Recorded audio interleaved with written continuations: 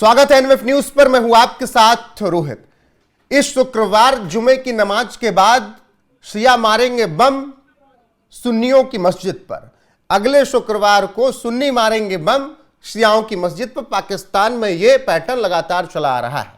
जहां पर शिया ज्यादा वहां पर सुन्नी की पिटाई, जहां पर सुन्नी ज्यादा वहां पर शियाओं की पिटाई। यह लंबे वक्त से चल रहा है, यानी शिया सुन्नी आपस में लड़ मर रहे हैं पाकिस्तान में, और दुनिया के अलग अलग देशों में भी इनका यही हाल है। आपको कैमरे के सामने भले केवल मुस्लिम नजर आते हों, लेकिन इनके 72 फिरके और तमाम शिया सुन्नी का विवाद लगातार चलता रहा है, एक दूसरे को मानने से इनकार करते रहे। अब जब ईरान में खामनेई को मारा गया इजराइल और अमेरिका की तरफ से, तो उसके बाद फिर पाकिस्तान में बवाल हो गया।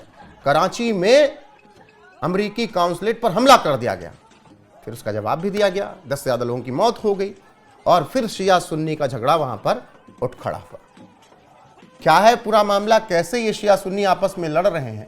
ये खुद के अंदर की लड़ाई है जो खामनेई के बहाने, अमेरिका के बहाने निकाल रहे हैं एक दूसरे पर, या कुछ इसके पीछे और राज है? मेरे साथ हमारे पत्रकार पंकज प्रसून, उनसे समझने की कोशिश करेंगे। पंकज जी, अब ये शिया सुन्नी का कराची में नया झगड़ा क्या है? नहीं, कराची में नहीं है, वो पाकिस्तानी आर्मी के अंदर है ये शिया सुन्नी का झगड़ा। देखिए, पब्लिक अगर लड़ाई करती है तो उतना गंभीर मामला नहीं है। अगर आर्मी आपस में शिया सुन्नी लाइन पे लड़ जाए, भिड़ जाए, एक दूसरे का गला काटने लगे, तब यह गंभीर मामला है। अब मैं आपको बताता हूं हुआ क्या है। एक है जनरल है जिनका नाम है मोहम्मद उवैस दस्तगीर, और ये कराची मतलब साउथ के कोर कमांडर हैं।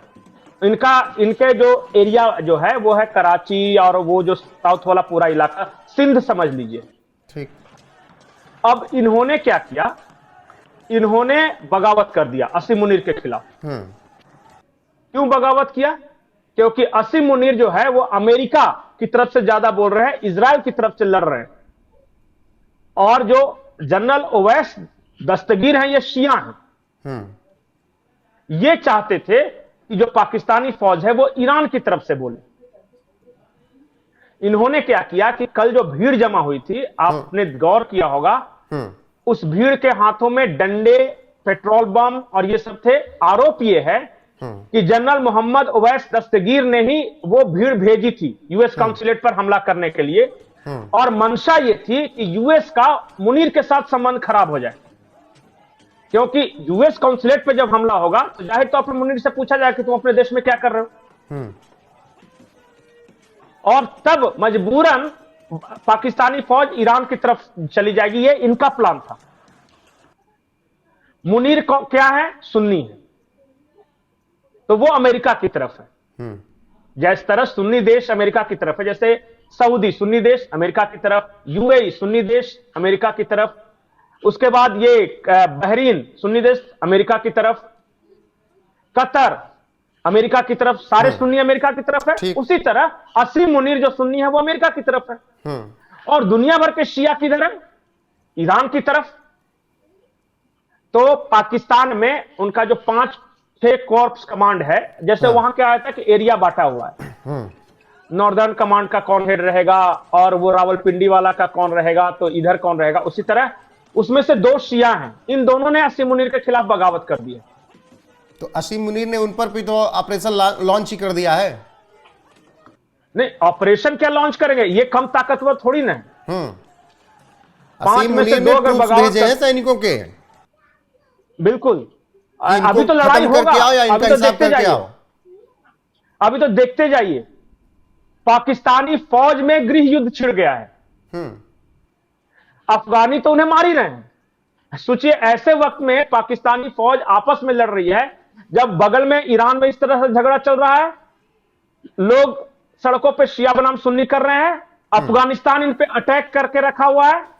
नूर खान एयरबेस को, आपको पता नहीं, नूर खान एयरबेस को अफगानिस्तान ने बम मार मार के बर्बाद कर दिया। ड्रोन अटैक था वो। नूर खान मैं तस्वीरें दे दूंगा। नूर खान एयरबेस ऐसा हो गया है कि जो आ रहा है वही बजा रहा है उसको। हमारे यहाँ कहावत गांव में, कमजोर की जोरू गांव भर की भौजाई। ये हाल है पाकिस्तान के नूर खान एयरबेस का। जो आ रहा है वो पहले नूर खान एयरबेस बर्बाद कर देता है। अब सोचिए ना, ड्रोन उड़ा, मतलब अफगानियों ने ड्रोन अटैक किया है, ड्रोन गया वहां पे और बम चलिए गिराया पंकज जी, और चले, भारत आपकी ने मारा तस्वीर है। तब भी ठीक है, भारत ने मारा तब भी ठीक है कि इतनी ताकतवर देश से आप लड़ रहे थे, ब्रह्मोस गिर रही थी। अफगानिस्तान वाले भी मार रहे हैं भाई। नहीं, यहाँ पे भी इनका एयर और डिफेंस भाईजान, सिस्टम हमारे क्या है, पास इनका पता सबसे है? बेहतरीन एयर डिफेंस सिस्टम है हमारे पास, हम रोक लेंगे। अरे अरे, चाइनीज खरीद के रखा है। और ये क्या बोलते हैं पता है? पूछा उससे पत्रकारों ने कि भाई आपके पास एयर डिफेंस सिस्टम था, वो कैसे आके मार के चले जाते हैं? बोला हमने उनको ऑन ही नहीं किया। बोला क्यों नहीं ऑन किए? बोला कि दुश्मनों को पता नहीं चल जाता कि यहाँ पे रखे हुए हैं। कुदरत के निजाम के भरोसे हैं बस, वो भी नहीं चल रहा है। जज्बा जज्बा। अच्छा, एक बात और, एक इनका एयरफोर्स का ये चीफ है, चीफ नहीं था, उससे सेकंड डिप्टी चीफ था। उसने क्या कहा पता है? कि हमारे पास है कुछ नहीं, हम सिर्फ जज्बे के भरोसे लड़ते हैं। और बोला नो अमाउंट ऑफ जज्बा कैन डिफीट इंडिया। बोला जज्बा कितना भी हो जाए उससे थोड़ी ना कोई हारता है। वो यहां के लोगों के खुशफहमी पालने के लिए ठीक है कि यार हमारे पास कुछ नहीं है तो जज्बा से लड़ेंगे। खाली जज्बा से कुछ नहीं होता है। अब तालिबान देखिए जज्बा से लड़ रहा है।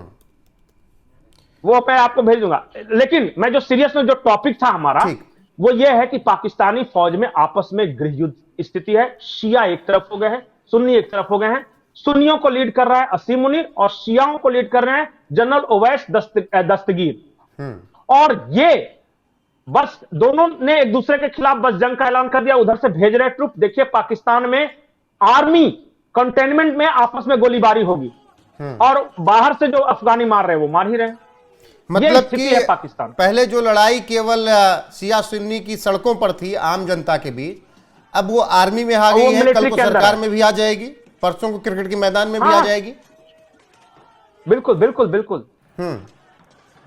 आज भी पाकिस्तान में जैसे कि 15% शिया हैं। पाकिस्तान में रहना चाह रहा है या सुन्नी? कौन कह रहा है कि हमारा देश है? नहीं, वो दोनों पहले भी फैसला ही नहीं हुआ कि पाकिस्तान किसका है।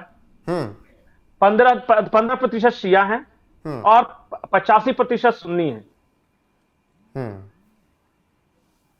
बस यही होगा वहां पाकिस्तान। अभी तो देखिए ना, अभी तो इनका जो आपस में होगा ना, एक गृह युद्ध पाकिस्तान जैसे वो पश्तून तो अपना लेके जाएंगे। वो इसलिए अफगानिस्तान कर रहा है कि भाई जितना पश्तून का इलाका है वो हमारा है, ड्यूरंड लाइन को हम मानते नहीं। बलूच अपना लेके जाएंगे और बच जाएगा जो पंजाब और सिंध बच जाएगा। यहां पे शिया राज करेगा कि सुन्नी राज करेगा, इसका फैसला होगा। मतलब कि एक पट्टी है पूरी। कुल मिलाकर पाकिस्तान की चारों तरफ से इस वक्त बजी पड़ी है। बलूचिस्तान वाले उधर मार रहे हैं, सिंध में अपना एक बवाल है, अफगानिस्तान वाले किसी वार किसी लाइन को मानते नहीं, वो अपने हिसाब से युद्ध कर रहे हैं। भारत से इधर भिड़ने की औकात नहीं है। अमेरिका कह रहा है एयर बेस दे दो, ईरान पर हमला कर रहा है, रहीम बहुत मारूंगा तुमको। और ईरान कह रहा है कि अगर एयर बेस दिया तो फिर समझ लेना न्यूक्लियर हम ही तुम्हारा बनवाना, हमारा न्यूक्लियर भी तुम्हें बनवाना है, हम पैसा भी देंगे तुमको। तो पाकिस्तान को भीख भी लेनी है, लाद भी खाना है सबसे। और अब आपस में ही लड़ाई चल रही है जिसकी वजह से इनकी हालत खराब है। फिर भी सीना तान के खड़ा हो जाते हैं कि हाँ हमें दम है, हम कुछ कर लेंगे। तो क्या करें? कुदरत के निजाम के भरोसे।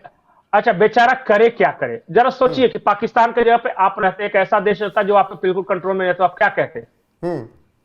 अल्लाह ने पाकिस्तान को बनाया है, अल्लाह ही संभालेगा, अपनी तो कुछ करना है नहीं। मैं आपको आखिरी बात बोल रहा हूं जी। लोग आपस में अक्सर चर्चा करते हैं कि बलूचिस्तान अलग हो गए, खैबर पख्तूनख्वा अलग होगा। एक पूरी की पूरी पट्टी है जो शुरू होती है गिलगिट बाल्टिस्तान और अपने कारगिल तक। वो पूरा का पूरा इलाका शिया बहुल इलाका है। एक अलग शिया देश भी बनेगा इनका।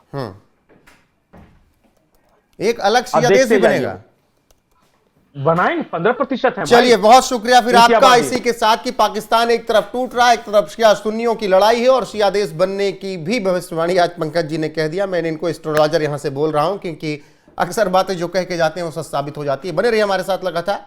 नमस्कार।